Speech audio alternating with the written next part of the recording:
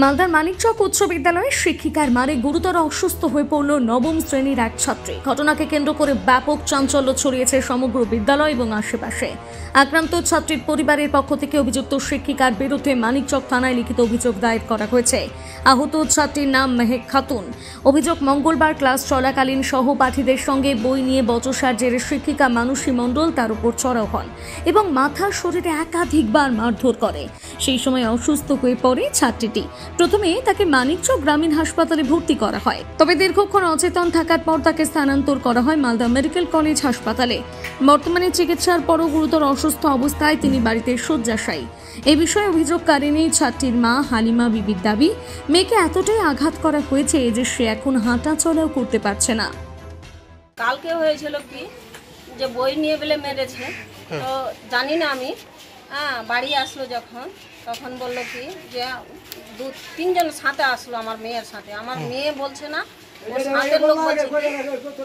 সাথের লোক বলছে কি যে আপনার মেয়েকে মেরেছে। কে মেরেছে? ম্যাডাম মেরেছে। কোন ম্যাডাম? Sony Singh madam. আচ্ছা। তারপরে গেলাম ওখানে, যে অফিসে গেলাম। আমি অফিসে গিয়ে ম্যাডামকে, হেড ম্যাডামকে পেলাম না যখন, তখন আমি স্যারেদের অফিস, অন্য একটা অফিস আছে, ওই অফিসে ঢুকলাম। ঢুকে সবাই বলছে যে এই ম্যামটা মেরেছে। ওরাকে বললাম যে স্যার আসবো? বলছে হ্যাঁ আসো। গেলাম, আমি বলছি কোনটা, কে মেরেছে বলতো তোরা? তো বলছে এই ম্যাডাম মেরেছে। ম্যাডামকে বলছে যে ম্যাডাম কী জন্য আমার মেয়েকে মারলেন, আপনি কী জন্য অমন করে মারলেন? বলছে যে আপনার মেয়ে চিৎকার কেন করছে? আপনার মেয়ে চিৎকার করেছে বলেই মেরেছি আমি। যে সব মাস্টার তখন বলে কেন মেরেছে, কে বললে মেরেছে? কেউ মারেনি। একটা মাস্টার আমাকে বলছে কি যে মেয়েটা প্রতিদিন অশান্তি করে। না স্যার, হতেই পারে না। যদি আমার মেয়ে যদি অশান্তি করে, আমার বাড়ি তো আপনার স্কুলের পাশেই, গার্জেনকে তো গার্জেন কল করতে পারেন, কিংবা গার্জেনের নাম্বার নিয়ে, স্টুডেন্টের কাছে নাম্বার নিয়ে তো আপনি গার্জেন কল করতে পারেন, গার্জেনকে ডাকতে পারেন। সারা এতদিন থেকে 4 বছর 5 বছর হয়ে যাচ্ছে, স্যার একদিনও তো ডাকেননি আমাকে।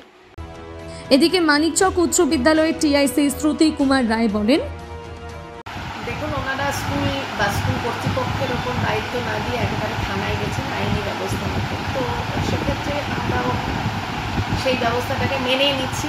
আইনি ব্যবস্থা যেহেতু ওনারা নিতে চেয়েছে, সেই জন্য তার কাছেই আমরা যাব। কোনো রকম গণ্ডগোল না হোক, সত্যতা সামনে আসুক, এটাই চাই। আর যেহেতু ম্যানেজিং কমিটি বা স্কুল কর্তৃপক্ষকে ওনারা কোনো দায়িত্ব না দিয়েই গেছেন, সেই জন্য তো স্কুল কর্তৃপক্ষ সেভাবে ওনাদের সাথে কথা বলতে বসতে পারে না। সেই জন্য আইনের যে পথ আছে সেভাবে আমাদেরকেও এগোতে হবে, এটুকুই বলা।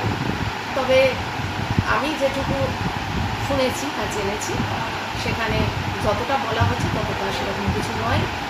এবং সবচেয়ে খারাপ লাগছে একটাই জিনিস, যে ঘটনাটা ঘটার পর আমার কাছে খবরটা আসার কথা ছিল, সেটা না করে ওনারা কিন্তু আমাকে কোনো একবারে ইগনোর করেই অন্য জায়গায় গেছে। এটাই আমার খারাপ লাগছে। গ্রামবাসীদের একাংশ শিক্ষিকার বিরুদ্ধে ক্ষোভ প্রকাশ করেছেন। ছাত্রীর পরিবার এবং স্থানীয় বাসিন্দাদের দাবি, অভিযুক্ত শিক্ষিকার বিরুদ্ধে কঠোর আইনানুগ ব্যবস্থা নেওয়া হোক। মালদা থেকে পরিতোষ সরকারের প্রতিবেদন, নিউজ টুডে।